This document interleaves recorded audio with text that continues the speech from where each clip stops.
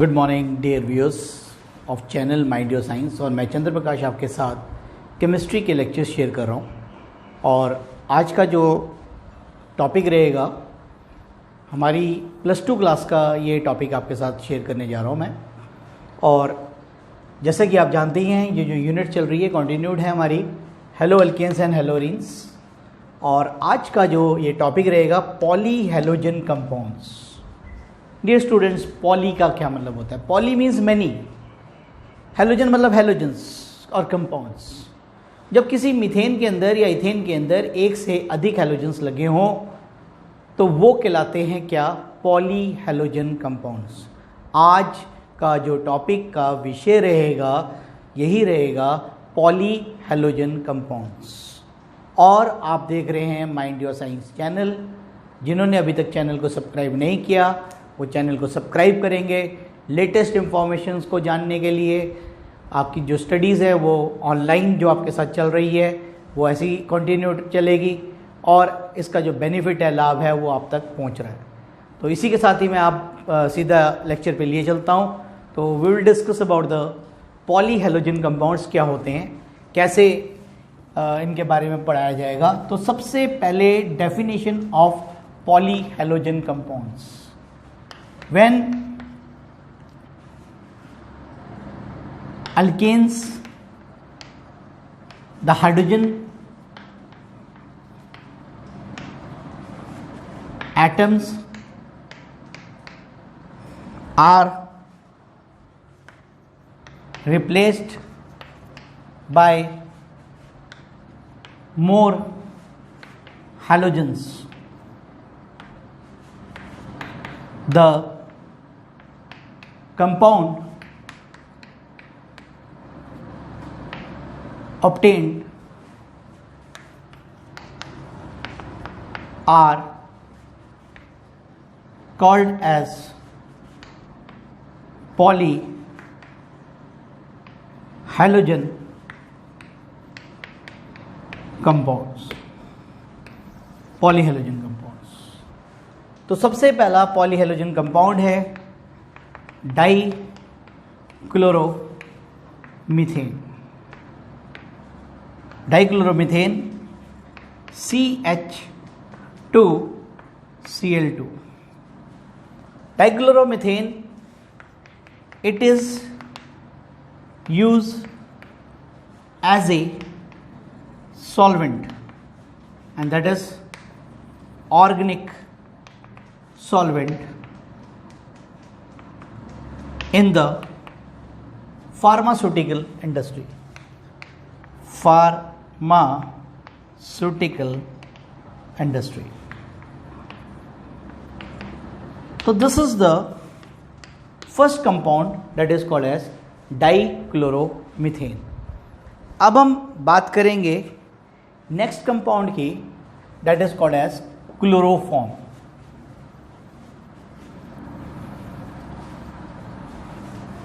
Second chemical that is called as what? Chloroform, and chloroform is also known as trichloromethane, and trichloromethane formula is CHCl3। It is a sensitive chemical towards the light and air। It immediately reacts to form a poisonous substance called as phosgene, and this is phosgene is chemically क्या? Carbonyl chloride। It is an poisonous compound। कैसे ये बनता है जरा देखें। we have chloroform. This is the formula of chloroform. It reacts with oxygen in the presence of light.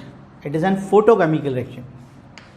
Photochemical reaction which is taken place in the presence of light. यहाँ से H और Cl निकल जाएगा और oxygen यहाँ आ जाएगी. तो carbon double bond oxygen, 2 chlorines रह गई और सिकल क्या निकल गया, हाइड्रोक्लोरिक एसिड. तो बैलेंस करने के लिए एक ऑक्सीजन यूज हुई है तो मैंने कर दिया half.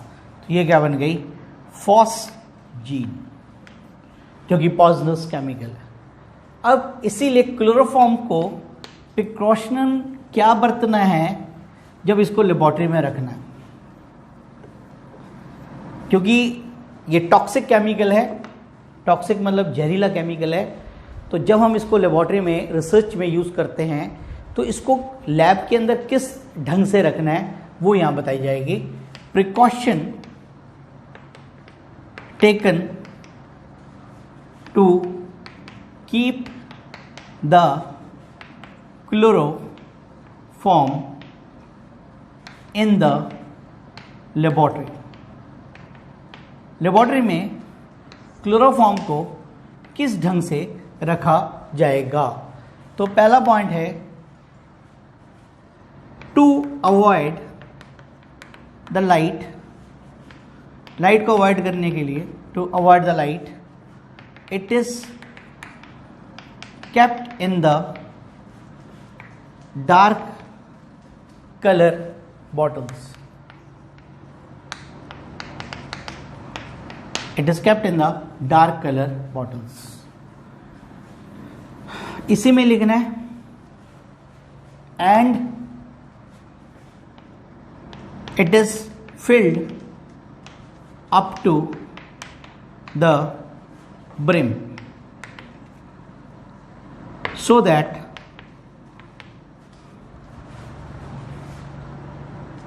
so as to minimize the quantity of oxygen into it.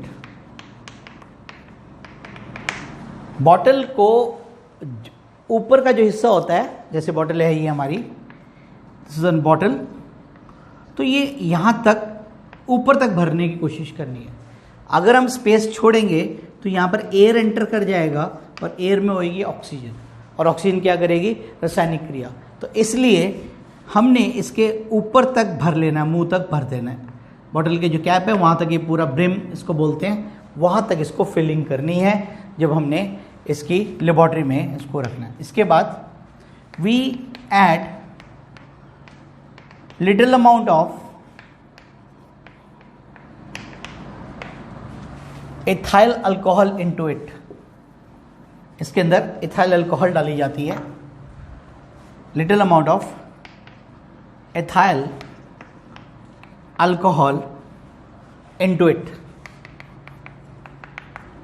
0.6% to 1%, so that it converts the phosgene into non-toxic substance. तो प्रिकॉशनरी इसके अंदर हमने 0.6 से 1% तक इथाइल अल्कोहल डाल देते हैं, जो कि फॉस्जीन अगर बन भी जाती है तो वो इसको नॉन पॉइजनस कंपाउंड में कन्वर्ट कर देता है. वो कैसे है वो अब आप देखेंगे. तो we have ethyl alcohol C2H5OH plus we have phosgene. This is the phosgene. और ये क्या है बेटा, एथाइल अल्कोहल. तो ये यहाँ से 2 मॉलिक्यूल यूज़ करेंगे H और ये Cl निकल जाएगा यहाँ से. तो ये लग जाएगा C double bond O, oxygen C2H5, oxygen C2H5, plus 2HCl, तो it is non toxic compound. ठीक है, डाई इथाइल कंपाउंड बन गया ये, और ये नॉन टॉक्सिक कंपाउंड है जो कि जहरीला नहीं है। तो ये हमारा था सेकंड जो कि आपने पढ़ा। अब मैं आपको पढ़ाऊंगा थर्ड। क्लोरोफॉर्म का ही उल्टा है आइडोफॉर्म। आइडोफॉर्म क्या है? Try आइडो methane. क्लोरोफॉर्म तो होती है लिक्विड, आइडोफॉर्म होती है सॉलिड। आइडोफॉर्म का प्रयोग हॉस्पिटल्स में ड्रेसिंग के लिए किया जाता था पहले। Iodoform is used as an antiseptic compound, antiseptic compound के रूप में इसका प्रयोग किया जाता था for dressing of wounds. Dressing of wounds, जख्मों को भरने के लिए किया जाता था in hospitals. But due to unpleasant smell, it is discontinued. इसको discontinued and replaced by other chemicals. इसके अंदर से अनप्रेजेंट स्मेल आती थी, इस कारण से इसको डिसकंटिन्यू कर दिया गया और इसकी बजाय दूसरे केमिकल्स का प्रयोग करने लगे। करता क्या था? When iodoform comes in contact with skin, it releases the iodine, which act as an antiseptic chemical। कहने का तात्पर्य यह है कि जब आइडोफॉर्म हमारी स्किन के साथ जब अप्लाई करते थे, स्किन की कांटेक्ट में आता था, तो ये आयोडीन रिलीज करता था, और आयोडीन जो है एक एंटीसेप्टिक केमिकल है। तो ये था हमारा तीसरा नंबर जो आपके सामने था। और अब हम पढ़ेंगे कार्बन टेट्रा क्लोराइड, जिसे हम शॉर्ट में CTC भी बोल देते हैं। तो ये वैसे क्या नाम है? Tetrachloromethane. तो this is the chemical that is CCl4। CCl4 का भी प्रयोग एज ए सॉल्वेंट किया जाता है फार्मास्यूटिकल इंडस्ट्री में, रबड़ इंडस्ट्री में, लेदर इंडस्ट्री में। It is mostly use as a solvent in the pharmaceutical industry and in rubber, leather industries. Second, it is used for making फेरॉन्स, FERONS, फेरॉन्स। फेरॉन्स बनाने के लिए किया जाता है। फेरॉन्स क्या होते हैं? Chlorofluorocarbons, chlorofluoro compounds. It is use as a refrigerant and propellants in manufacturing of aerosols.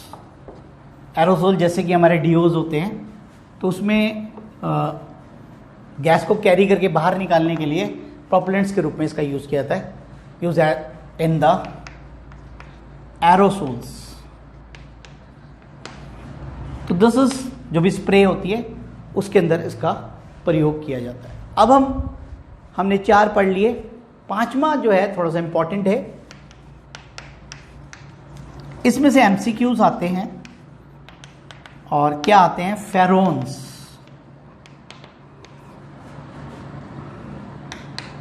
These are the chlorofluoro compounds. These are chlorofluoro compounds. Ferrones, these are the chlorofluorocarbons, और इसमें आपने फेरोन्स की ये पॉइंट्स याद कर रहे हैं। फेरोन 1,4 मीन्स 1 कार्बन 4 फ्लोरीन। तो ये जो 4 है बेटा, ये फ्लोरीन को रिप्रेजेंट करता है। अब हमारे पास है फेरॉन 1,3, तो क्या हो जाएगा, CClF3, तो 3 क्या हो गया, फ्लोरीन। इसके बाद है फेरॉन 1,2, तो आप समझ गए CCl2F2, और इसी तरीके से हमारा लास्ट है फेरॉन 11, दैट इज CCl3F1। तो पेपर में आपसे पूछा गया है एमसीक्यू में कि फेरॉन का 11 का फॉर्मूला क्या है, तो दिस इज द फॉर्मूला। तो ये आपने लर्न करना है अबाउट द फेरॉन्स। तो ये मैंने आपको फेरॉन्स का जो चार्ट है वो बता दिया, फेरॉन 14, 13, 12 एंड 1 कैसे रिप्रेजेंट करना है। जो सेकंड नंबर है, सेकंड डिजिट है, ये क्या रिप्रेजेंट करता है, ये फ्लोरीन को रिप्रेजेंट करता है। तो ये बात आपने यहाँ से लर्न करनी है। और इसी के साथ अगला जो केमिकल है, जो कल मैंने अपने लेक्चर के अंदर बताया भी था, that is DDT। Full form क्या है, कौन सा केमिकल है, हाउ इट इज़ प्रिपेयर्ड और कहाँ पर यूज़ करते हैं, सारी बात आपके साथ शेयर की जाएगी। तो this is the 6th chemical DDT। D for die chloro, again D for diphenyl, T for try-chloro, और ये क्या है, इथेन। तो this is the name of this compound, this is the common name of the compound DDT. It was prepared in 1873, but its use was known in 1939 as an insecticides। इसको बना तो बहुत पुराने समय में लिया था लैब के अंदर, लेकिन इस बात का मालूम नहीं था कि ये एक बहुत ज़्यादा पावरफुल कीटनाशक है। इसका पता 1939 में लगा।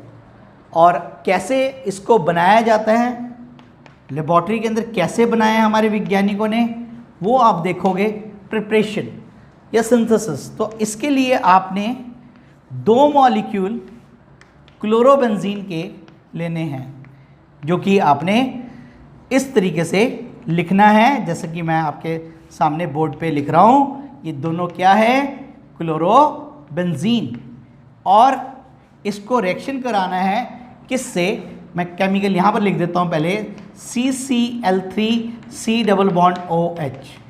इस केमिकल को बोलते हैं क्लोरल, और इसको आपने इस ढंग से लिखना है कि ऑक्सीजन इधर आ जाए, और ये H आ गया, और ये CCl3, इसको मतलब मॉलिक्यूल को उल्टा करके लिखा गया। ये क्या केमिकल है, क्लोरल।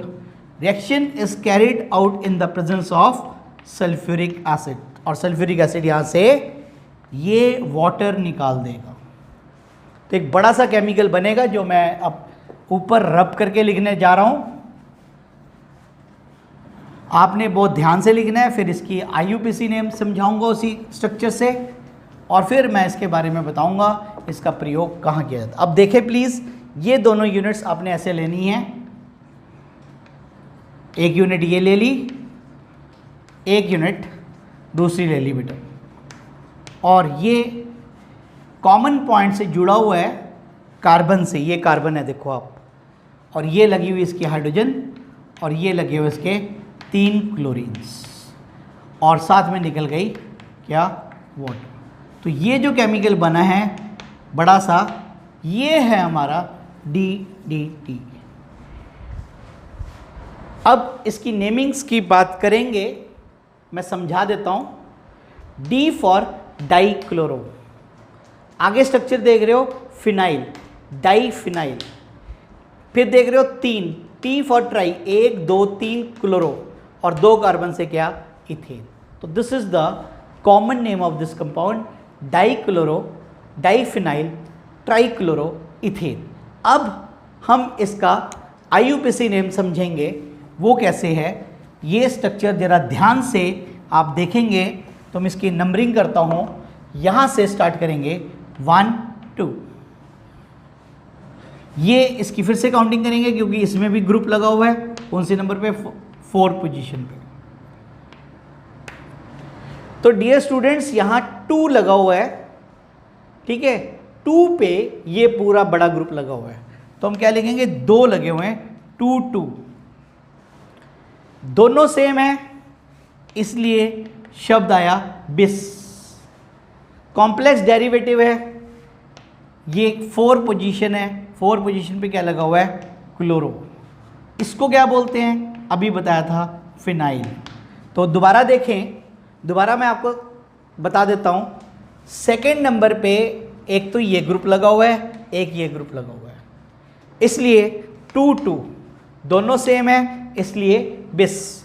इसके बाद इसकी जो 4th पोजीशन पे क्लोरो लगा हुआ है, तो 4 क्लोरो और फिनाइल, ये डाई नहीं लिख देना क्योंकि ये अलग अलग है, इसके लिए हमने 2 के लिए बिस यूज कर लिया बार। अब आगे 1 1 1 1 1 1, क्यों, 3 बार, क्या, ट्राई क्लोरो, और 2 कार्बन से क्या बेटा, इथेन। तो this is the IUPAC name of this compound. तो ये इतना बड़ा इसका नाम है, तो ये आपने नोट करना है। कैसे नेमिंग की है वो मैंने आपको समझा दी है, वो आपको समझ आ गई है। अब मैं इसके यूजेस बस डिस्कस करूँगा और इसके बारे में और जानकारी दी जाएगी। It is use as an powerful insecticide, it is used as a powerful insecticide, but it has the toxic effect over the aquatic life, so that in many developed countries like USA, etc., it has been banned, but due to the cheap rate in India, we are still using it. सस्ता होने के कारण अभी भी हिंदुस्तान में इसका प्रयोग किया जा रहा है। और ये था आज का पूरा विषय, क्या था, पॉली हैलोजन कंपाउंड, और इसी के साथ ही ये यूनिट भी यहाँ पर एंड हो गई है। तो ये थी हमारी ऑर्गेनिक की एक यूनिट जो कि मैंने आपके साथ शेयर करी। आपको ऑर्गेनिक के बारे में भी आइडिया लग गया कि कैसा होता है ऑर्गेनिक। तो ये था हमारा 10th unit, haloalkanes and haloarenes. तो आप देख रहे हैं माइंड योर साइंस चैनल, और आपका इस चैनल पर देखने पर। धन्यवाद। Thank you for watching my channel.